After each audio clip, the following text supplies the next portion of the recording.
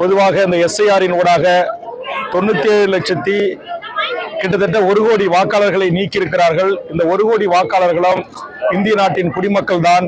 இவர்கள் இந்த மண்ணின் பூர்வீக குடிமக்கள் தான்.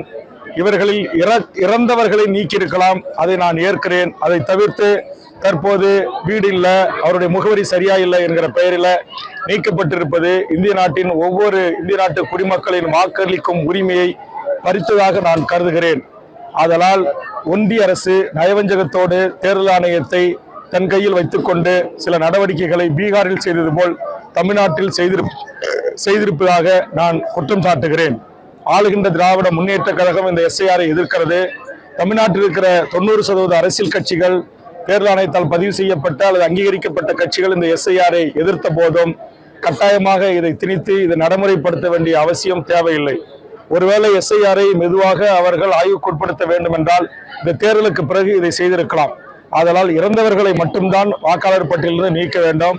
அப்படி இறந்தவர்கள் எத்தனை பேர் என்கிற விவரத்தையும் இன்றைக்கு தேர்தல் ஆணையம் சொல்லியிருக்கிறது. அதை வேண்டுமானால் ஏற்கலாம். அதை தவிர்த்து இன்றைக்கு முகவரி இல்லை என்கிற பெயரில் 60 லட்சத்துக்கு மேற்பட்டவர்களை நீக்கியிருப்பது ஏற்புடையதல்ல. அவருடைய ஜனநாயக கடமையை ஒன்றிய அரசு துணையோடு தேர்தல் ஆணையம் பறித்திருப்பதை நான் மிக வன்மையாக கண்டிக்கிறேன். அதுபோன்று வடமாநில தொழிலாளர்களை கொண்டு வந்து இங்கு இறக்கி அவர்களுக்கு ஒரே குடும்ப அட்டை, அவர்களுக்கு ஒரே ஆதார் அட்டை, அவர்களுக்கு ஒரே ஓட்டர் அட்டை என்று கொடுத்து அவர்களை இந்த நாட்டுடைய வாக்காளர்களை மாற்றுவதை தமிழக வாழ்வுரிமை கட்சி கடுமையாக எதிர்க்கிறது. அந்தந்த மாநில மக்கள் அந்தந்த மாநிலத்தில் இருக்கிற சட்டமன்ற நாடாளுமன்ற தேர்தல்களில் அந்தந்த மாநிலத்தினுடைய தங்கள் பிரதிகளை தேர்வு செய்ய வாக்களிக்க வேண்டுமே தவிர மொழியால், பண்பாட்டால், கலையால், கலாச்சாரத்தால், நாகரிகத்தால், தொன்மையால் தனித்து இயங்குகின்ற தமிழ்நாட்டில் கொண்டு வந்து அவர்களை இறக்குமதி செய்து அவர்களுக்கு இங்கு வாக்கு உரிமையை தந்து அவர்கள் விரும்புகின்ற அரசியலை இந்த மண்ணில் உருவாக்குகின்ற அந்த சூழ்ச்சியை தமிழ் மக்கள் நாம் முறியடிக்க வேண்டும். அவர்கள் இங்கு வந்து வாழலாம், பணி செய்யலாம், அதில் கூட எனக்கு ஆட்சேபனை இல்லை. ஆனால் அது ஒரு வரம்புக்குள் இருக்க வேண்டும். இங்கு 100% வேலையை 90% வேலையை அவர்கள் அபகரித்துக் கொள்வது, தமிழ்நாடு அரசு பதவிகளை சட்டத்துக்கு புறம்பா 2014 OPS துணையோடு இந்திய நாட்டை சேர்ந்த எவர் வேண்டுமானாலும் TNPSC தேர்வு எழுதி அரசு பதவிகளை கைப்பற்றிக் கொள்ளலாம் என்று திருட்டுத்தனமாக சட்டங்களை இயற்றுவது, இது எல்லாம் ஒரு காலத்திலும் தமிழ்நாட்டில் ஏற்றுக்கொள்ள முடியாது.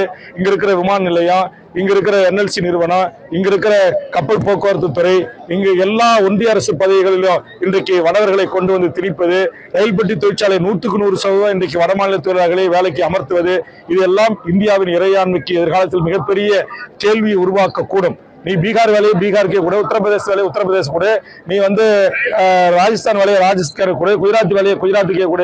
ஏன் தமிழ்நாட்டில் இருக்கிற ஒன்றிய அரசு அலுவலகங்களை பூரா நீங்க வடமாநிலத்துகள், அது குறிப்பா இந்திய தாய்மொழியாக கொண்டு வந்து ஏன் கொடுக்கணும்?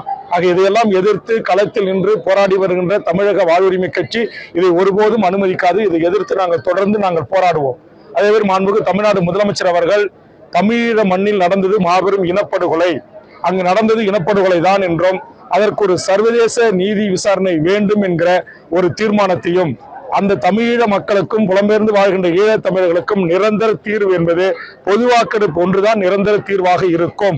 அதனால் பொது வாக்கெடுப்பு நடத்தப்பட வேண்டும் என்கிற தீர்மானத்தை வருகின்ற ஜனவரி மாதம் நடைபெறுகின்ற கூட்டத்தொடரில் நிறைவேற்றி ஒன்றிய அரசுக்கு தமிழ்நாடு, புதுச்சேரி உட்பட 40 நாடாளுமன்ற உறுப்பினர்களோடு அங்கு வாதிட்டு போரிட்டு அதை செய்து கொடுக்க வேண்டும் என்று இந்த பத்திரிகையாளர் சந்திப்பினூடாக மாண்புமிகு தமிழ்நாடு முதலமைச்சர் அவர்களை நான் வேண்டுகோள் வைக்கிறேன்.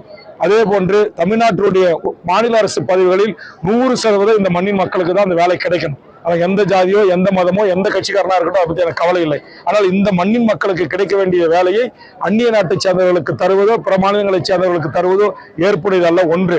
அதே மாதிரி ஒன்றிய அரசு பதவிகளில் 99% வட இந்தியர்களுக்கு, அது இந்திய தாய்மொழியாக கொண்டவர்களுக்கு தான் அந்த பணியை கொடுக்குறாங்க. அது ஏற்புடைய செயல் அல்ல. அதை நான் மிக வன்மையாக கண்டிக்கிறேன். அதனால ஒன்றிய அரசு பதவிகளில் 90% அந்தந்த மாநிலத்தில் இருக்கிற அந்த மாநில மக்களுடைய பூர்வீகுடி மக்களுக்கு தான் அந்த பதவியை கொடுக்கணும். இப்ப நான் இங்கிருந்து போய் 90% பீகார் வேலையை வாங்கிட்டா பீகாருக்கு கோவம் வராது. நீங்க உத்தரப்பிரதேச வேலையை நான் வாங்கிட்டா கோவம் வராது.